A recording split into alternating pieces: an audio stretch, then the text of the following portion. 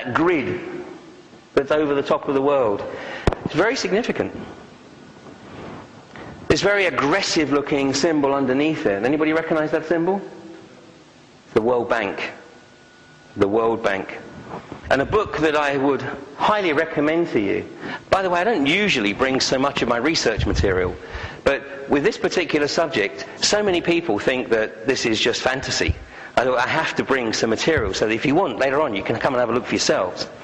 But this is a book called The Confessions of an Economic Hitman by a guy called John Perkins, who spent many years working for the World Bank or for subsidiaries of the World Bank. And his job was to go into developing nations and persuade the governments to buy into massive credit plans, basically to bring that developing nation government into hock. Because just like on the microcosm, once you've got an individual in serious debt, basically you've got them under control. And the same thing with the macrocosm. If you can get a nation into serious debt, then you basically have them where you want them. And it shouldn't come as any great surprise to you that there's a very common denominator between all the countries that are classified as the axis of evil. This Bush term. And it's the countries like Cuba, North Korea, Iran, recently Russia. Anybody wondered why Russia has been demonized in the media, basically, for the last 6 months? Well, all of these countries, and Venezuela, of course, and an increasing number of Latin American countries, as Venezuela and Chavez starts to find ways to help these guys out of their debt to the World Bank. These guys, all of these countries that are part of the axis of evil, are free of debt. And Russia paid off its last installment for all the billions that it borrowed after the collapse of the Soviet bloc back in 1990. So Putin had actually done an amazing job by appointing the 7 ugly sisters, the 7 oligarchs, to manage the industrial recovery. Of course, some of those oligarchs got a little bit too carried away and just wanted a bit too much power, and that's why, Putin has a bit of a problem with 1 or 2 of them. But his strategy was absolutely sound, because what he did was he identified the best guys in the country to take their particular industries and bring them, back up to full speed, and obviously enable Russia to become self-sufficient.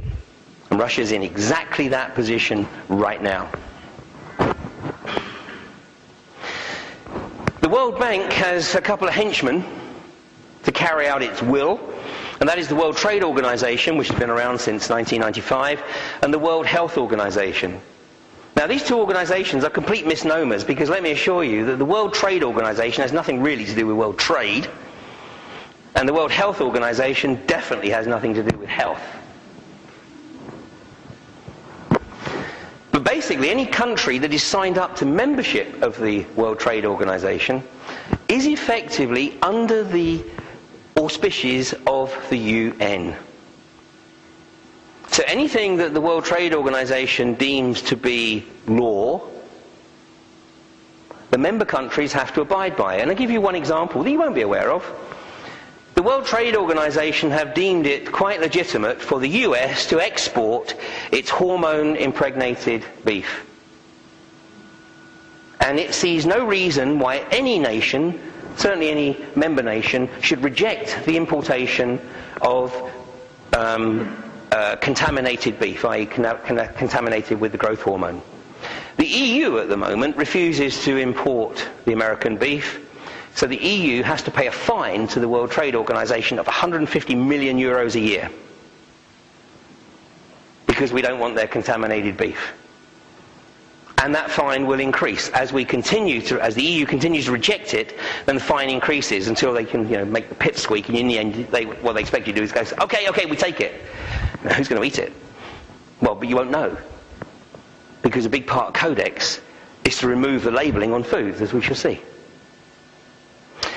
Now, the EU, a lot of people are under the misapprehension or misimpression that the EU is a democratic organisation.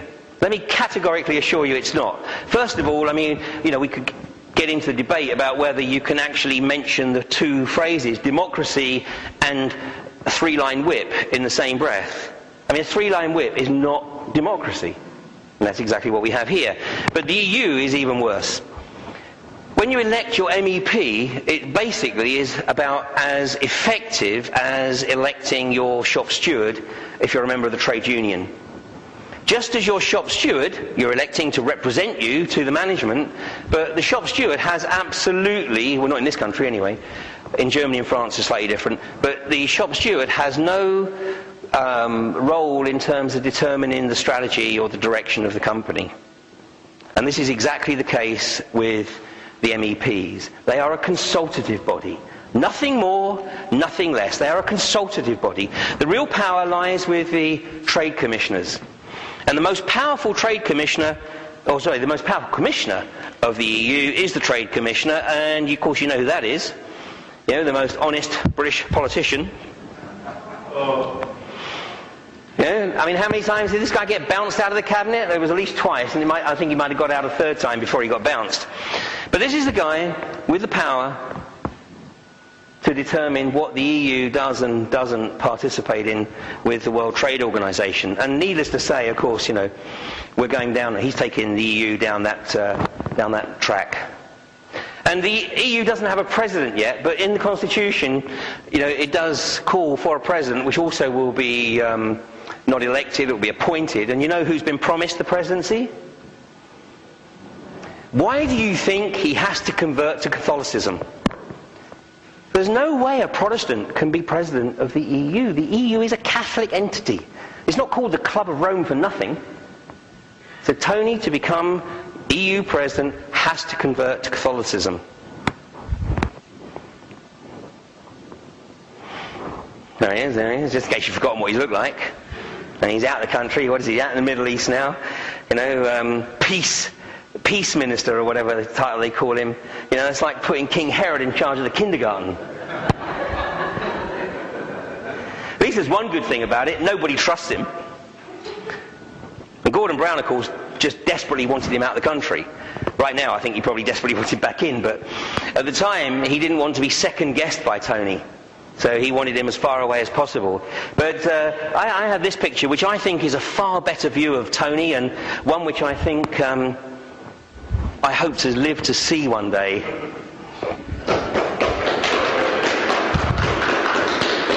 And there's no question, this guy's a war criminal of the first order. I mean, you know, the whole team of them. Alistair Campbell, I mean, there's another war criminal. You know, Alistair Campbell very definitely has the blood of David Kelly on his hands, one way or another.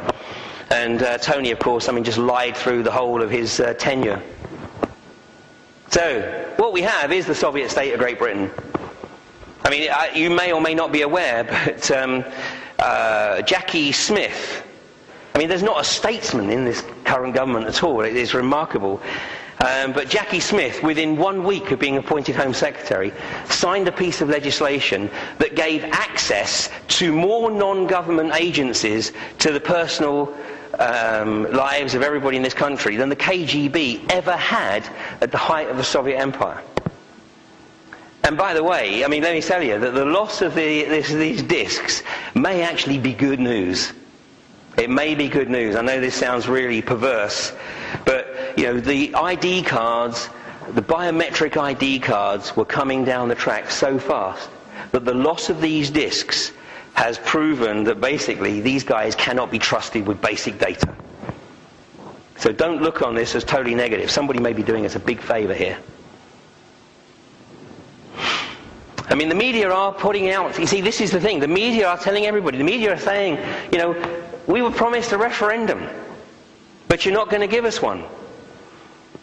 And what the media will do, and you won't hear Brown actually mention this subject, because what the media will do is they will push this and push this and push this.